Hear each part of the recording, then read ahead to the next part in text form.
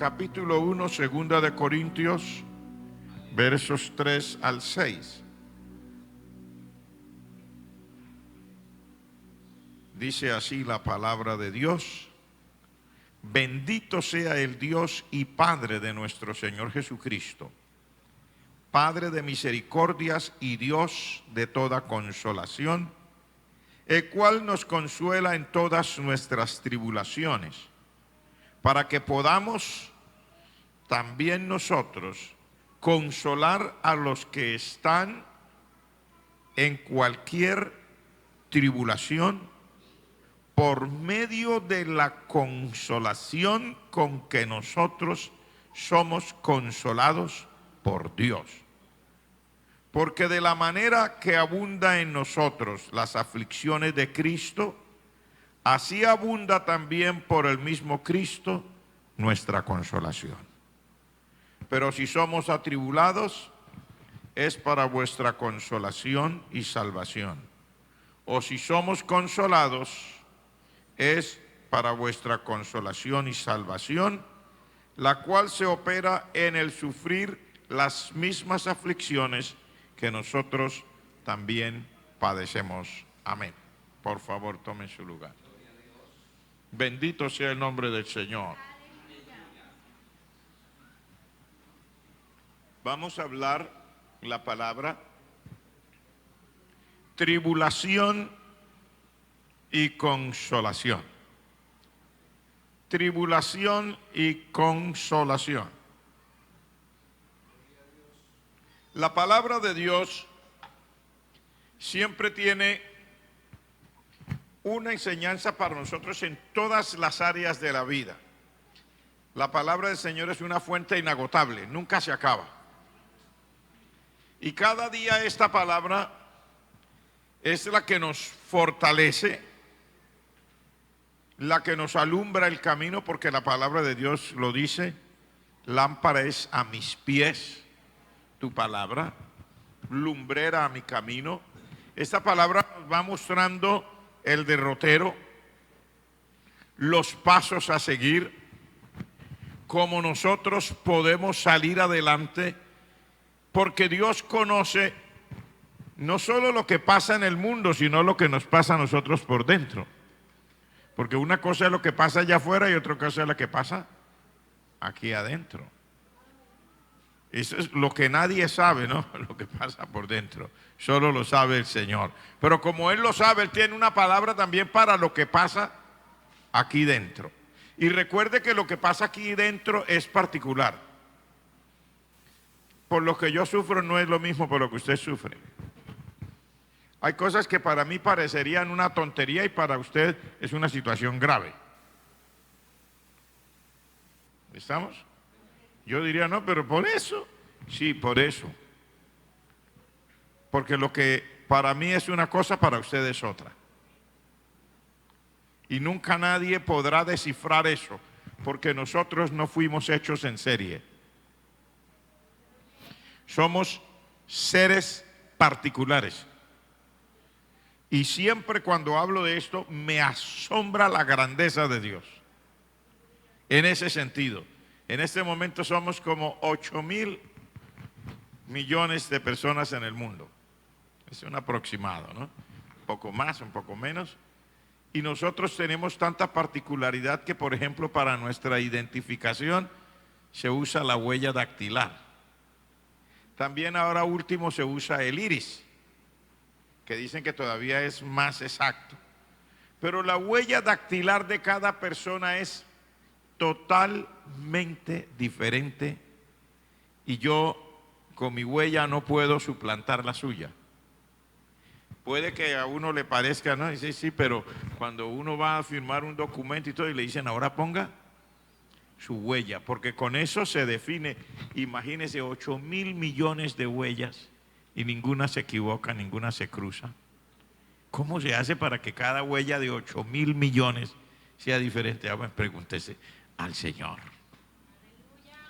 que tiene en su sabiduría nuestro Dios, que aún en eso, hermanos, podamos ser tan diferentes. Así mismo por dentro somos diferentes. Lo que a mí me sirve tal vez para inspirarme, a otro probablemente como lo desanime. Es extraño. Pero cosas que a una persona inspiran, a otro desaniman. Le voy a decir un ejemplo. Cuando viene una tormenta, anoche casi hay una tormenta. No hubo una tormenta, casi hay una tormenta. Y le digo que casi porque eso todavía no es tormenta. Yo he visto tormentas. Pero casi hay una tormenta. Había truenos, relámpagos. Aquí me dicen los hermanos que estaban que cuando estaba lloviendo aquí las canales no eran suficientes, que bajaba el agua por ahí, pero no fue solo aquí. En más de un lugar me llamaron y me dijeron, pastor, eso aquí, el agua entraba por el techo, por el cielo raso, por las ventanas, por todas partes. Casi hay una tormenta. Y algunas personas se quedaron sin energía eléctrica. Toda Florida Blanca estaba sin energía eléctrica. Desde Cañaveral para allá, de donde yo vivo es una parte alta y se ve, pero es que yo iba de aquí para allá después del evangelismo y subí al transporte que iba, una buseta, y cuando en el camino, hermano, comienzan a caer, yo dije, hacía tiempo que yo no oía caer un centellazo de eso. Digo, esto no era un rayo, era una centella. ¡Blum! Y la gente toda en la buseta. Pero casi hay una tormenta. Bueno, lo que a usted lo asuste, a otro lo alegra. Hay personas como a algunos de nosotros que nos da miedo eso, y nos buscamos dónde escondernos. Y hay alguno que cuando ve eso, sale corriendo, busca una cámara y sale, y si no hay un carro a pie, como sea, hay que salir a tomar la foto. Qué lindo que se ve, y tú con esos rayos, ay, es muy rápido, pero es que no se me vaya a escapar. Y usted escondiéndose de los rayos, buscando dónde están para tomarles una foto. Así es la vida.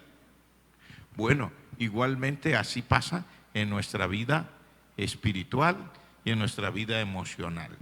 ¿Qué es lo que dice aquí? Nos habla de tribulación y nos habla de consolación.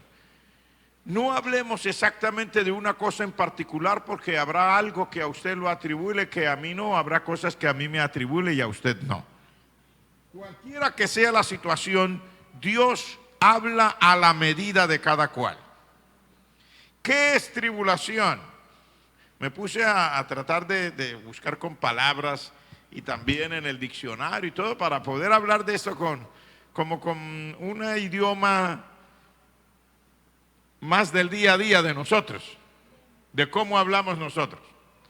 Y diríamos que tribulación es como ese estado de angustia, ese estado de tristeza, de aflicción profunda de una persona que probablemente está en dificultades.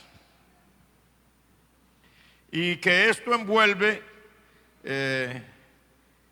una carga emocional enorme. Déjeme decirle que yo me puse a mirar tribulación y a veces nosotros no sabemos definir bien, bueno, ¿qué es la tribulación? ¿Las circunstancias que están pasando o cómo yo me siento? Porque son dos cosas diferentes. Son las cosas que están pasando, están ahí, pero cómo yo me siento es otra cosa. Le voy a dar una idea para que usted se fije cómo la vida cambia para una misma persona de un momento a otro. Por ejemplo, Elías, un hombre grande en el Señor, bendecido, viene, habla la palabra, hay una sequía por 3 años y medio. Él dice, cuando yo vuelva a decir, vuelve a llover. Y cuando Dios le dijo, volvió y vino y le dijo al rey, sí, ahora va a llover. Y se puso en oración y vino la lluvia, etcétera.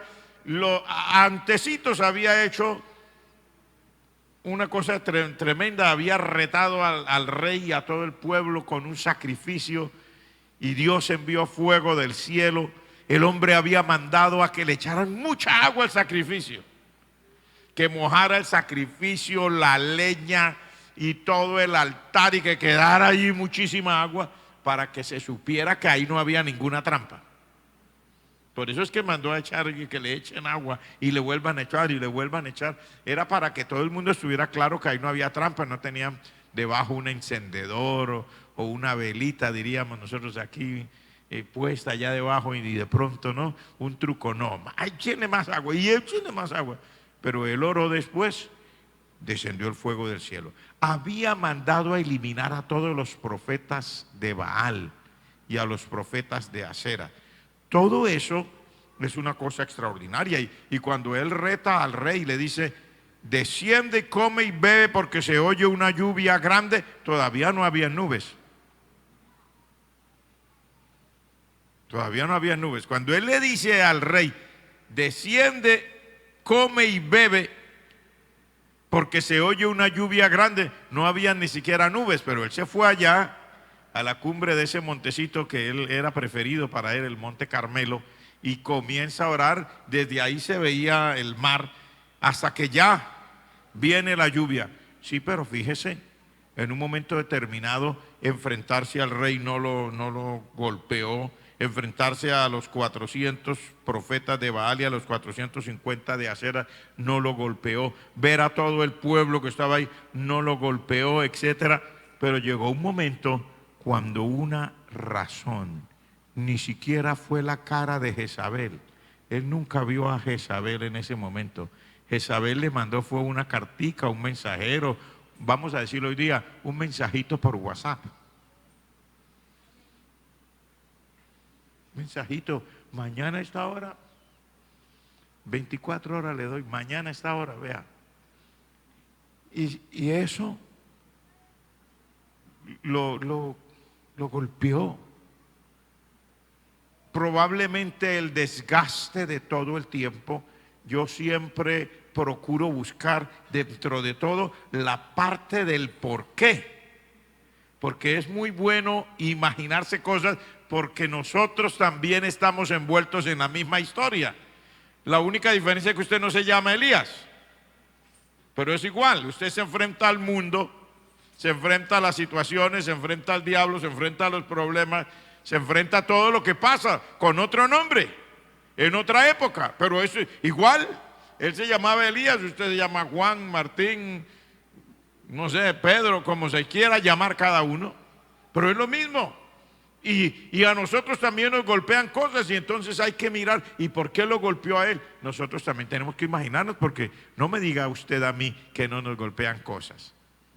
Levanta la mano si alguno se ha sentido golpeado por allá, así, por dentro, como dice aquí, no, ya ese profundo sentido de angustia, una cosa por dentro que se le fue el alma a los pies. Y se quedó sin ganas y dice: no, ya no, Padre Celestial, hasta aquí llegó este fulano. ¿Alguna vez le ha pasado? Si a alguien le ha pasado, levanta la mano. Uy, a mí me ha pasado. Casi no me gusta dar testimonios personales, ahora último, ¿no? Tal vez el más joven daba. Pero voy a contar una historia que me pasó. Tenía yo 20 años y sucedió que me enviaron para ir a hacer una coordinación de campaña a una ciudad que se llama San José, en Costa Rica. Pero cuando yo salí de aquí de Colombia, yo iba con el alma en los pies. Había pasado una etapa de esas que usted ora, ayuna, de todo lo que usted sabe hacer, y como si, no sé, algo pasa que como dijo alguien, ¿por qué no me funciona lo que siempre funciona? Y ya fui por obediencia, porque eran mis funciones, pero yo no quería ir dentro de mí. El día que me dijeron, yo dije: tierra, ábrete y trágame. Cuando llegué allá, ya me recibieron en el aeropuerto, me llevan a la casa donde me tengo que hospedar y me dicen: prepárese porque esta noche es el primer culto especial. Y cuando yo llego, Padre Celestial, era un templo como para 1500 personas. Estaba de bote en bote. abarrotado. Habían traído un conjunto de música espectacular. Y el pastor que comenzó dijo, y le damos gracias a Dios, y ya está aquí con nosotros la persona que va a hacer esta, no sé, y dijo un montón de cosas. Y yo decía, ay Dios mío, ¿yo ahora qué hago? Me pasaron allá al frente, allá había unas sillas y me senté ahí. Y al momentico mejor me arrodillé. Yo dije, Padre Celestial, si tú no me das un mensaje, ¿yo qué voy a hacer? Toda la gente estaba contenta porque había iniciado un proceso de arreglo para una campaña gigante que iba a haber con un gran hombre de Dios. Y yo estaba ahí como responsable de predicar esa noche. Y yo era el que venía a representar toda esa actividad. Ay, yo dije, Padre, si tú no me das una palabra, Dios mío, dame algo.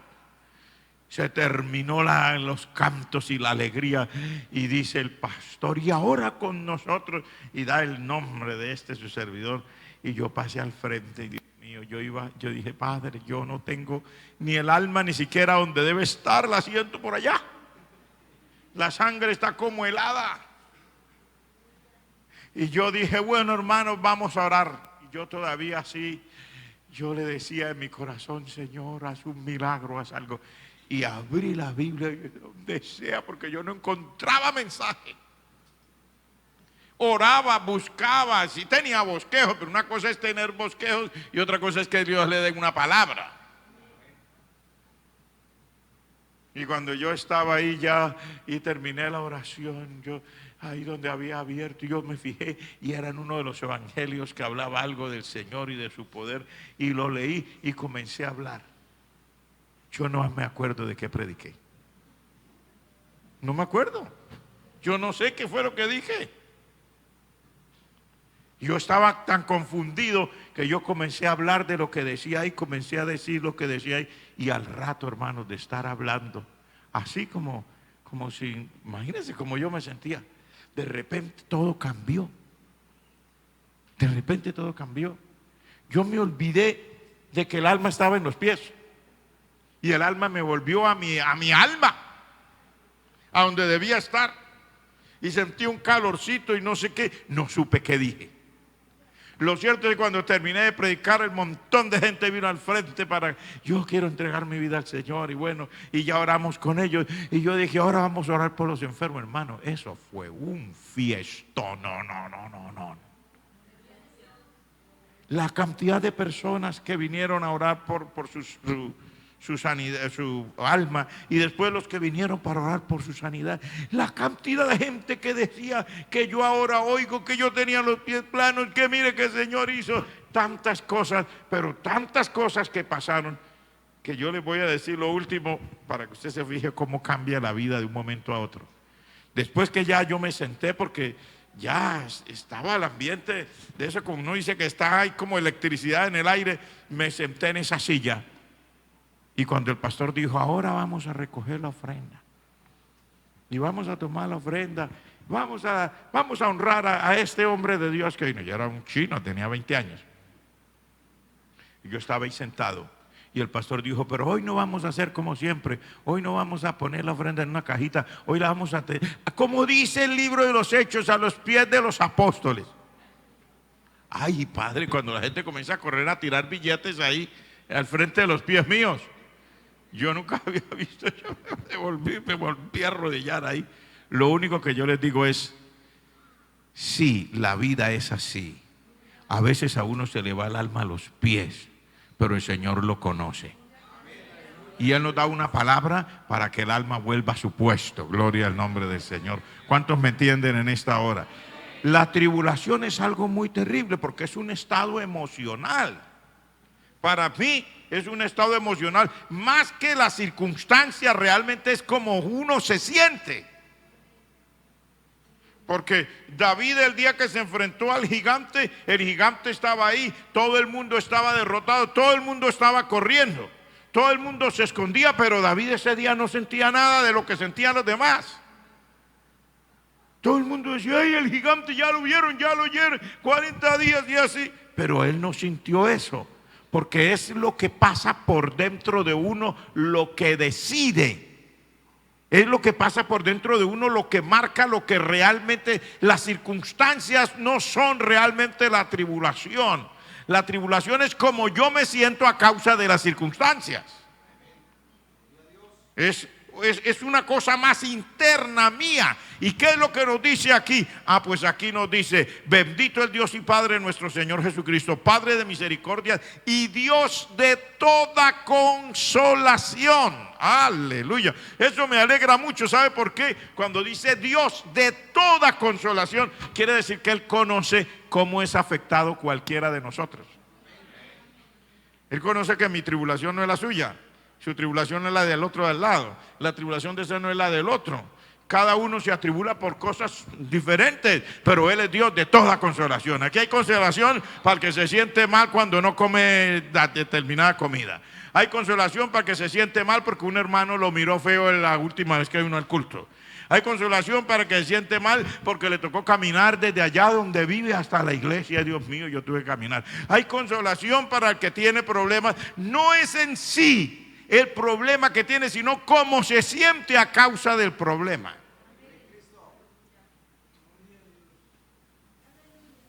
Y Dios es un Dios de toda consolación. O sea, Él tiene una consolación para cada circunstancia de la vida.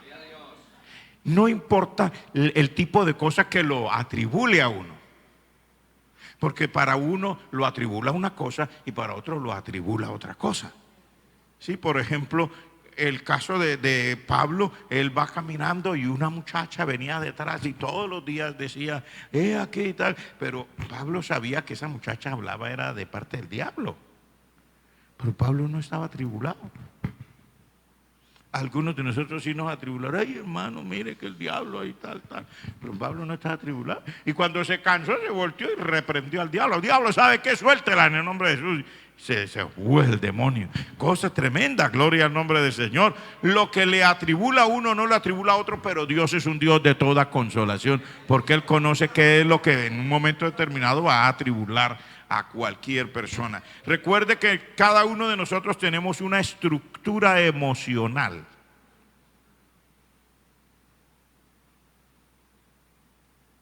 O sea, como una estructura es como cuando usted habla, por ejemplo, de una casa, como lo hicieron, que las columnas, y esas columnas tienen unas varillas de acero, de hierro, como lo llamen, y las arman, y depende de cuántas de estas cosas tenga, y si tiene suficientes, porque hay unas que tienen que ir por el piso, amarrando entre una columna y otra, y todo eso es la estructura de una casa. Bueno, Dios sabe la estructura emocional de nosotros, y sabe dónde está la parte frágil. Porque nosotros tenemos cosas y partes frágiles. El Señor sabe, por eso es Dios de toda consolación. Él lo conoce a usted y Él sabe cómo tratar conmigo, cómo tratar con usted, para que nos levantemos y nos vuelva el alma al puesto. Gloria al nombre del Señor. Porque en esta noche lo que se trata es de saber que nuestro Dios nos consuela, no para que diga, ay, qué bonita la consolación, sino para que usted esté como Dios quiere que usted esté. Gloria al nombre del Señor. Para que yo esté como Dios quiere que yo esté. Porque Dios no quiere que yo viva en la vida derrotado, aunque la vida sea así, nos golpee y nos sintamos así. Pero la voluntad de Dios no es que andemos así. La voluntad de Dios es que nos levantemos. Gloria al nombre del Señor. Porque la palabra de Dios dice, en todas estas cosas somos más que vencedores por medio de aquel que nos amó. Amén, hermanos. Ahora, si eso es lo que es tribulación, entonces la pregunta es, ¿qué realmente me causa tribulación a mí? Porque hay que ir por parte. Bueno, ¿qué es lo que me causa tribulación a mí o qué es lo que le puede causar tribulación a otro? Algunas personas le causa tribulación saber que no lo entienden.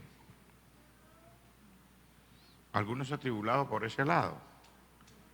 Usted va a encontrar, por ejemplo, el profeta Jeremías. Si usted lee el libro del profeta Jeremías, al profeta Jeremías, su apodo que le han puesto los estudiosos de la escritura, los eruditos, le pusieron un apodo, le llaman el profeta llorón. Porque Jeremías lloró Padre Celestial, ¿alguna vez usted ha sido de esos llorones? ¿Le podrían decir a usted el hermano llorón? Pero Jeremías, él lloró no solamente por sus angustias propias, lloró por saber, y a él lo hacía llorar la palabra que predicaba. Porque a él le tocó predicar a Jerusalén y a toda Judá le tocó predicar el juicio. Y les dijo, miren, si ustedes no se entregan a los babilonios y a Nabucodonosor, va a venir la espada, van a ser consumidos.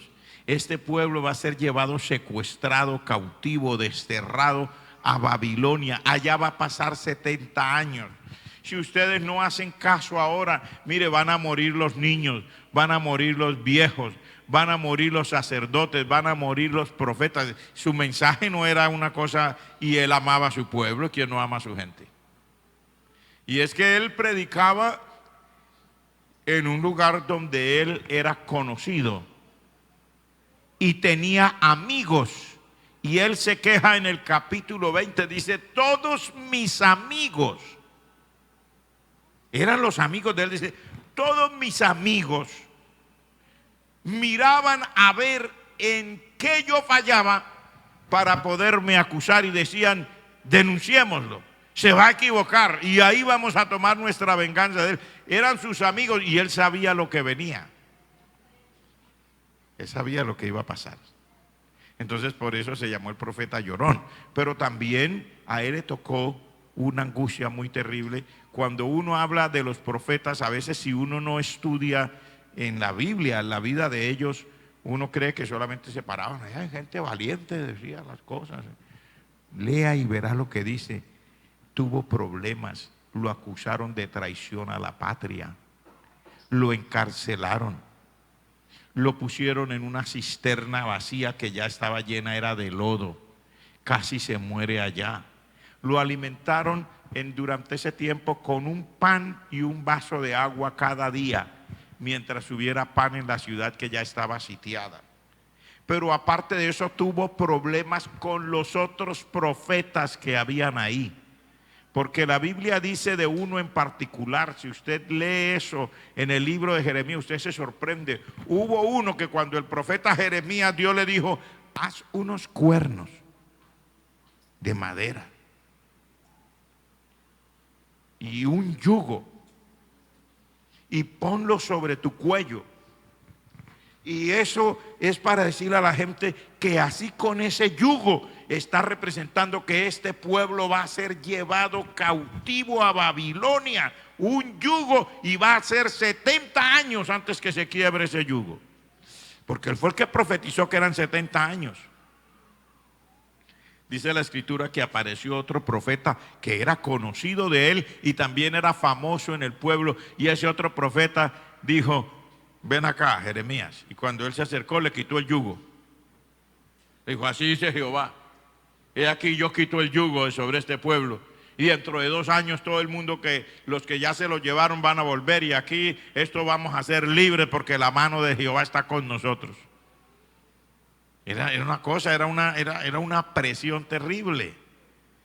Y él dice que estaba delante de los oficiales del ejército y delante de la gente importante del gobierno cuando pasó eso.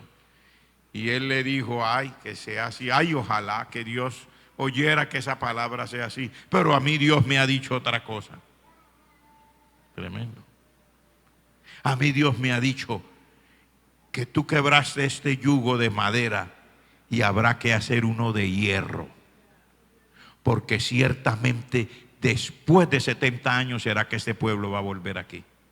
Y la escritura dice que hubo vamos a decirlo en términos humanos, un rifirrafe entre los dos profetas.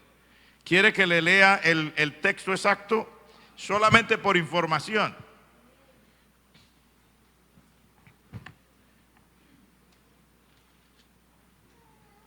A ver.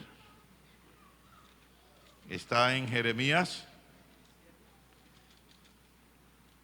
¿Cómo dice? A ver. Sí, señor, en el capítulo 28. El profeta se llamaba Ananías. Y él en el verso 5 dice: entonces el profeta Jeremías le respondió al profeta Ananías delante de los sacerdotes y de todo el pueblo que estaba en la casa de Jehová. Y dijo el profeta Jeremías: amén, así lo haga Jehová, y confirme tus palabras con las cuales profetizaste, que los utensilios de la casa de Jehová y todos los transportados han de ser devueltos de Babilonia a este lugar. Verso 7, con todo eso, oye ahora esta palabra que yo hablo en tus oídos y en los oídos de este pueblo. Los profetas que fueron antes de mí y antes de ti en tiempos pasados profetizaron guerra, aflicción y pestilencia contra muchas tierras y contra grandes reinos. Y mire lo que dice en el verso 9, el profeta que profetiza paz, cuando se cumpla la palabra del profeta, será conocido como el profeta que Jehová envió en verdad. Entonces el profeta Ananías quitó el yugo del cuello del profeta Jeremías y lo quebró. Y dijo Ananías en presencia de todo el pueblo: así ha dicho Jehová, de esta manera romperé el yugo de Nabucodonosor, rey de Babilonia, del cuello de todas las naciones dentro de 2 años. Y Jeremías siguió su camino.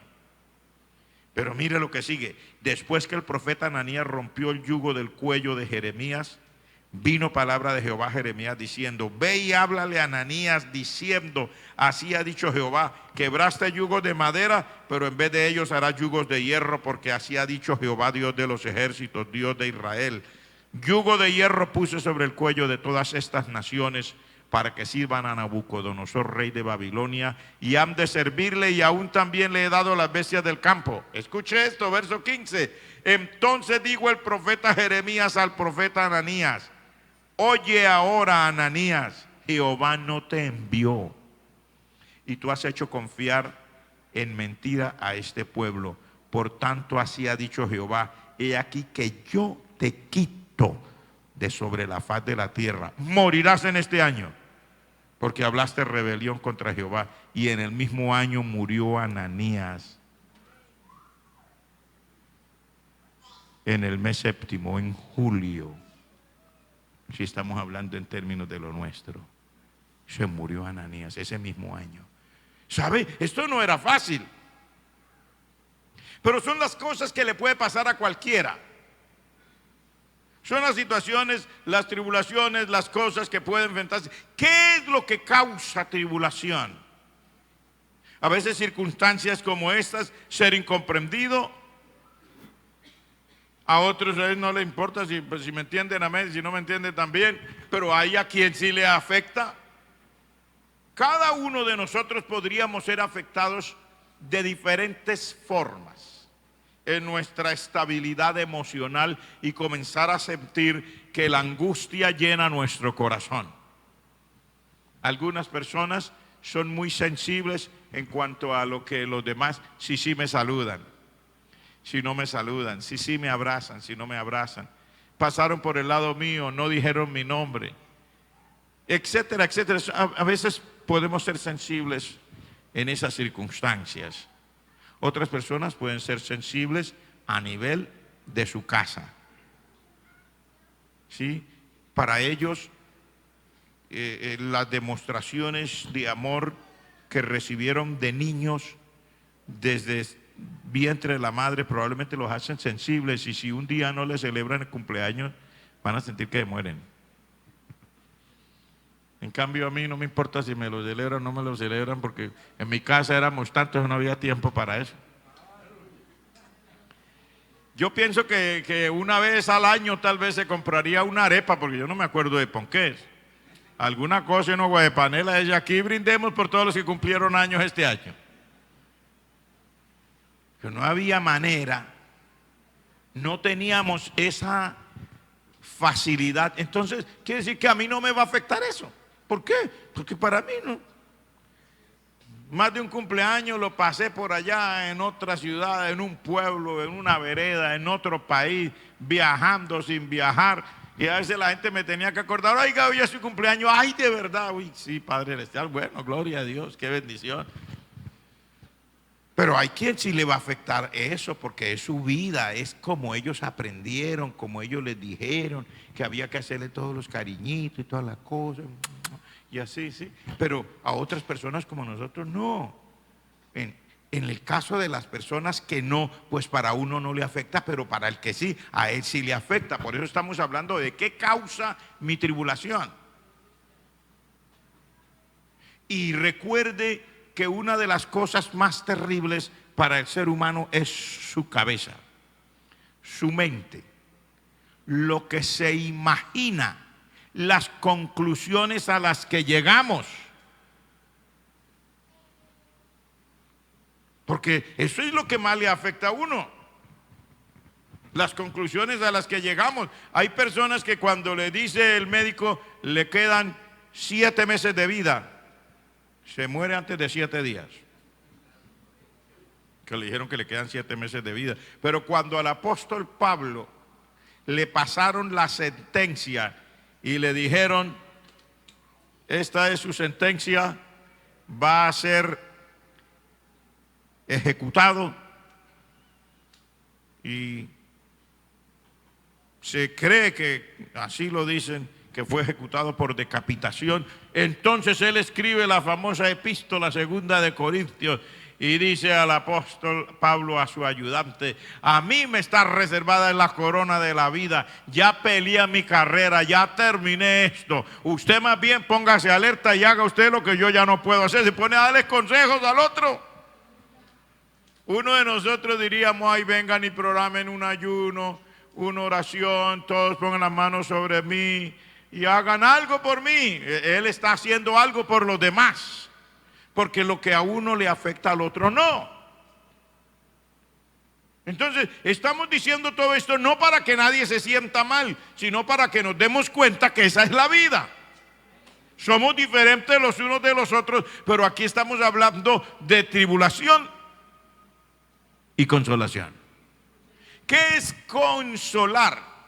De acuerdo a lo poquito que yo miré hoy, mirando yo por mi cuenta y mirando lo que otros dicen, etcétera, pues llegué a esta conclusión: consolar es aliviar la pena, aminorar la pena, aminorar el sufrimiento moral de una persona cuando se le brinda el apoyo emocional.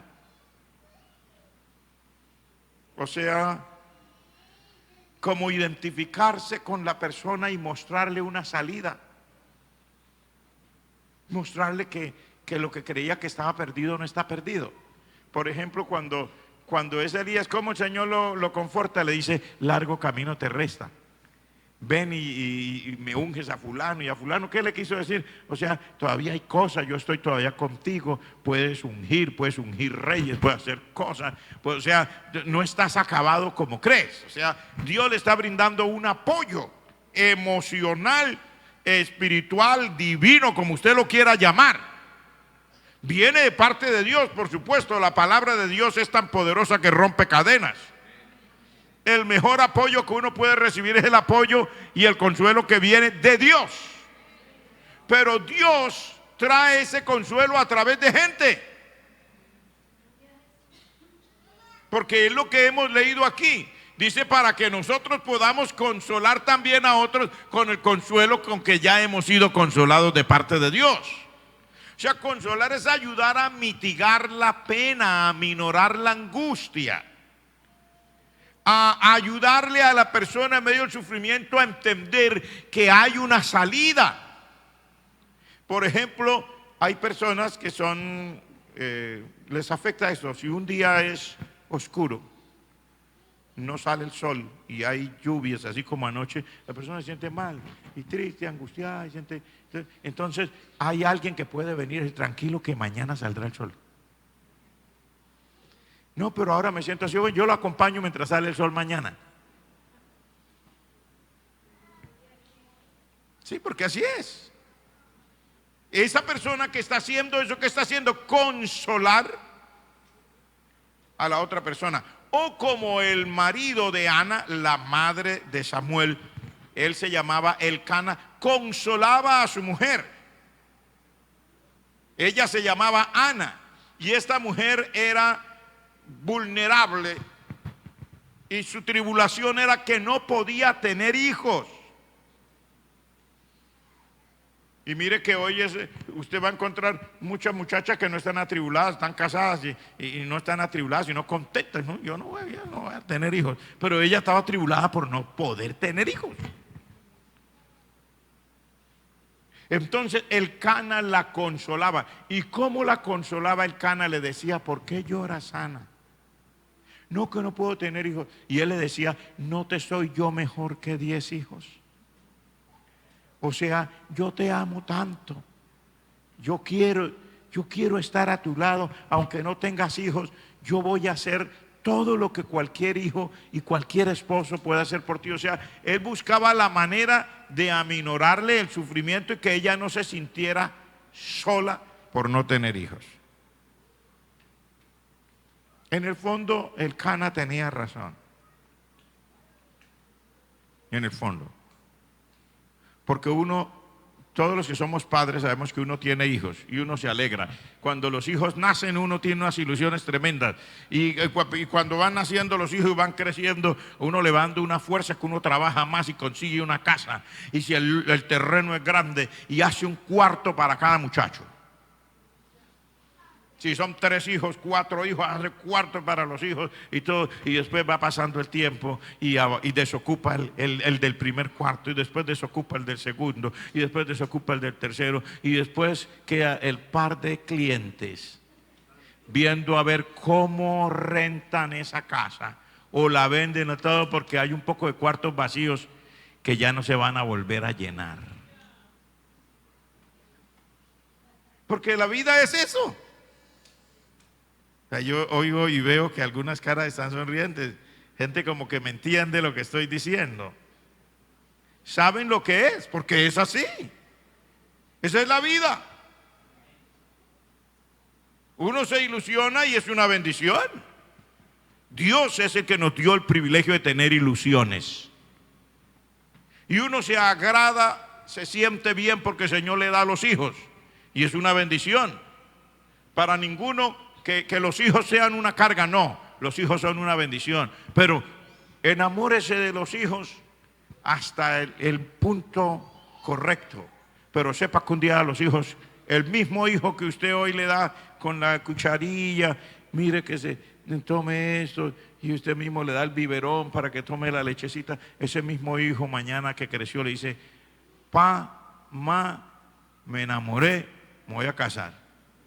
Me voy a ir a vivir a Australia. Allá, Australia, al otro lado del mundo. Sí, porque la novia mía vive allá. Ay, no puede. Sí, ma, puede ser, porque yo me voy. Y se va.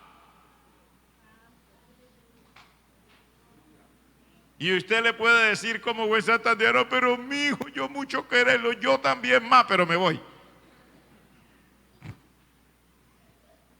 Esa es la vida. Pero hay alguien que tiene que venir a consolar, ¿no? En este caso, hablando de la consolación, hablamos de la consolación de Dios, que es la más efectiva. Entonces, donde hemos estado leyendo ahí en 2 de Corintios, en el capítulo 1, nos da una forma de verlo que nos muestra por qué nosotros podemos salir, como el Señor nos dice, mire, en el verso 5, de la manera que abunda en nosotros las aflicciones de Cristo, caramba, así también abundan por el mismo Cristo nuestra consolación. Eso es algo que las personas en la iglesia, los que conocemos al Señor, debemos entender. Dice, las aflicciones de Cristo abundan en nosotros. Pues el Señor dice que Él fue angustiado en todo. Por eso Él lo puede entender a usted. Si usted no me cree y no entiende bien lo que le estoy diciendo, le dejo una tarea. Váyase a su casa y lea Isaías capítulo 53.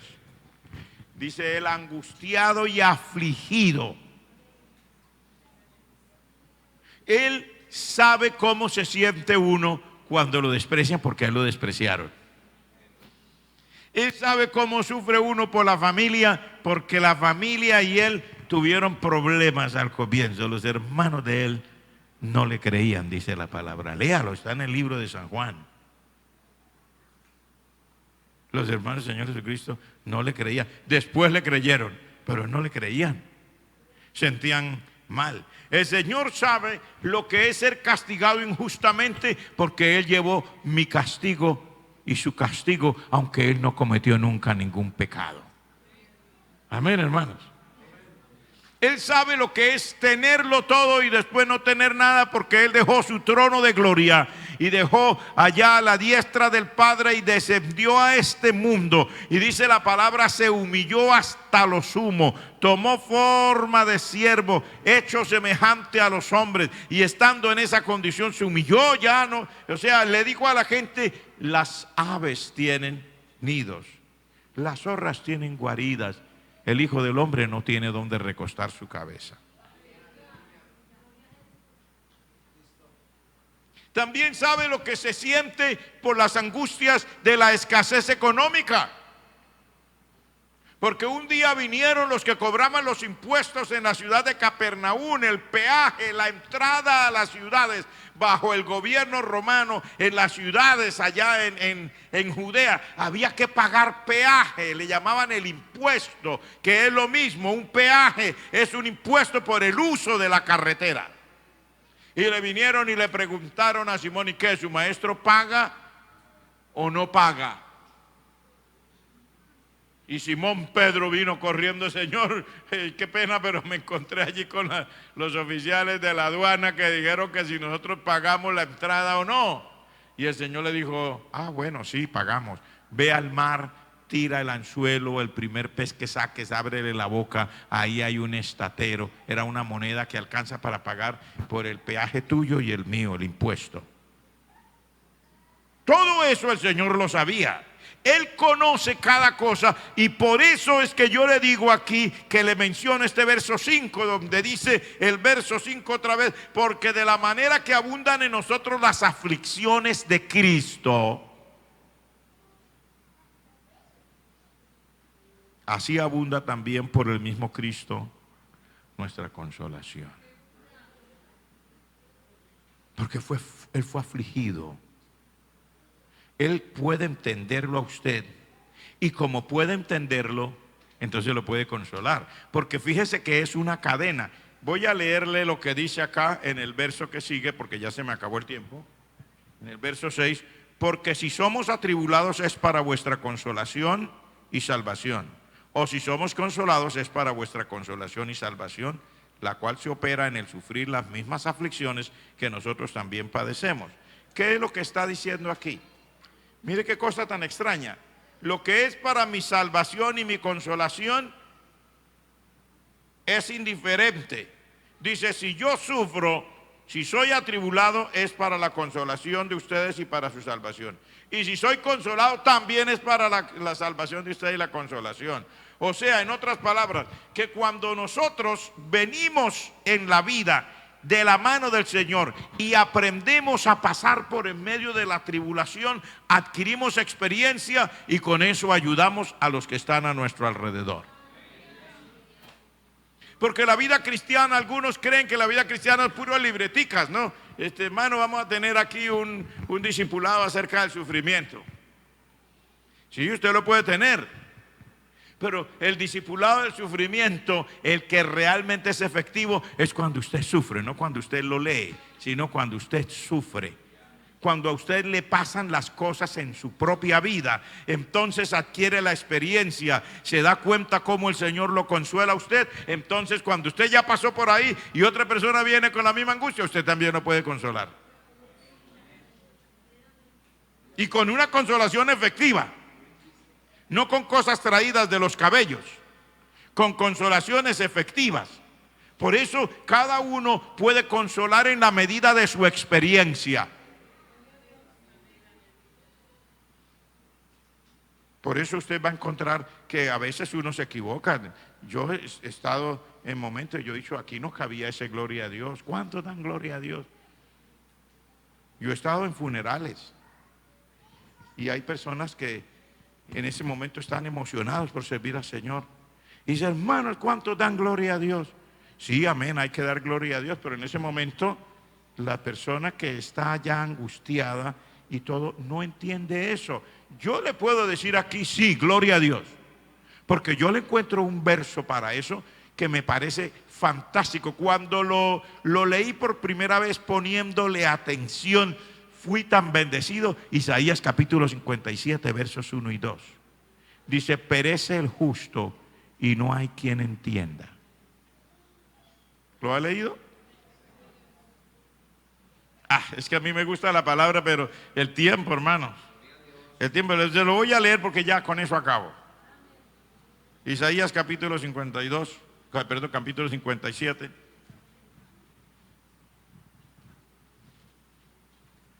Perece el justo y no hay quien piense en ello.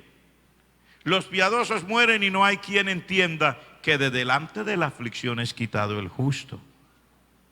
Entrará en la paz, descansará en sus lechos todos los que andan delante de Dios. O sea, es que Dios sabe cuándo quiere ya quitarnos todas las circunstancias de pasar por esta tierra, en esta vida. Pero dice, no hay quien entienda. O sea, es muy difícil que alguien... No, y la pregunta es: ¿por qué se murió él si era tan bueno? ¿Por qué no se murió el malo? En cambio el Señor dice al contrario. Dice, es que al justo, cuando ya el Señor determina que ya sus días se acabaron, dice, lo está quitando de delante de la aflicción. Le está dando la alegría de no tener que seguir viendo todas las tonterías, sandeces y cosas descabelladas que hay que ver en esta vida. Amén, hermanos. Todas las aflicciones lo está quitando delante de todo y dice, entrará en la paz del Señor. O sea, es una bendición. Pero bueno, el punto aquí es, si hay tribulación, también hay consolación.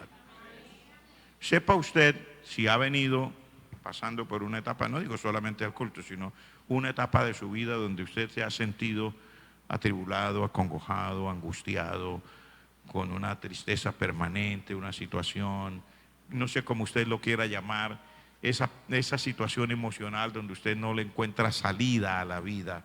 Sepa usted que el Señor nos da su consolación, porque Él entiende todo lo que nos pasa, no teóricamente. El Señor Jesucristo vino a este mundo, pasó por esta tierra, enfrentó lo que usted enfrenta y venció en todo lo que usted enfrenta para poder darle a usted una palabra y darle a usted un consuelo real. No es solamente un decir, es una verdad. Así que en esta hora yo quiero hacer una oración con todos los que estamos aquí. Padre, en el nombre de Jesús, te damos gracias, porque así, Señor, tu palabra nos habla.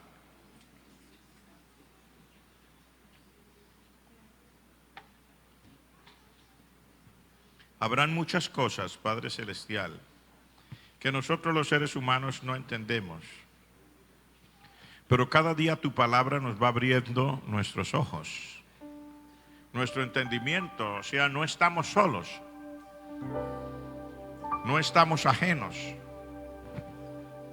y tú estás pendiente de todos los detalles de nuestra vida. Tienes una consolación para cada cosa que nos pasa. Oh Dios,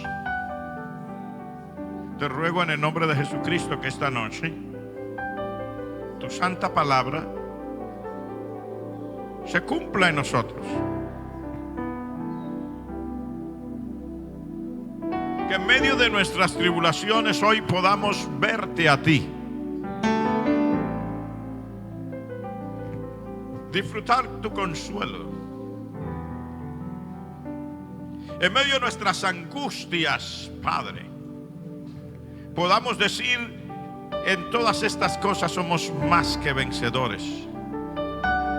Padre, que si alguno de nosotros nos ha afectado la vida familiar, a otro, Señor, la situación económica, y ese estado hace que nuestras emociones sean tan frágiles, o si nos hemos sentido afectados porque creemos que los que están a nuestro alrededor en la iglesia no se fijan en nosotros, no nos aman, Cualquier cosa que pase, Señor, que en esta noche la consolación que viene de tu Espíritu Santo, de mi Señor Jesucristo, y por tu santa palabra se haga presente en todos nosotros. Que sepamos que somos más que vencedores.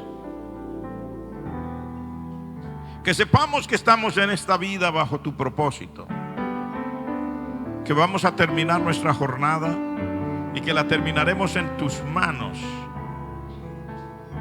sobre el altar, ofreciéndote nuestra vida a ti como una ofrenda de adoración. Y que las cosas que pasen, Señor, nunca serán más allá de lo que tú nos das como capacidad para salir adelante. En el nombre de Jesucristo, en esta noche que así sea, Padre. Que todos los que estamos aquí, aleluya, cuando salgamos de este lugar en esta noche y cuando vayamos a nuestros lechos a descansar, aún sobre nuestra cama, tu Espíritu Santo trate con nosotros y tu palabra sea revelada a nosotros. Aleluya, Padre. Y sepamos que no estamos solos, que esta no es una religión, que no es un camino, Dios mío, como el camino de los humanos, que es el camino tuyo, mi Señor Jesucristo, en la vida eterna, la salvación. Gracias, en el nombre de Jesús.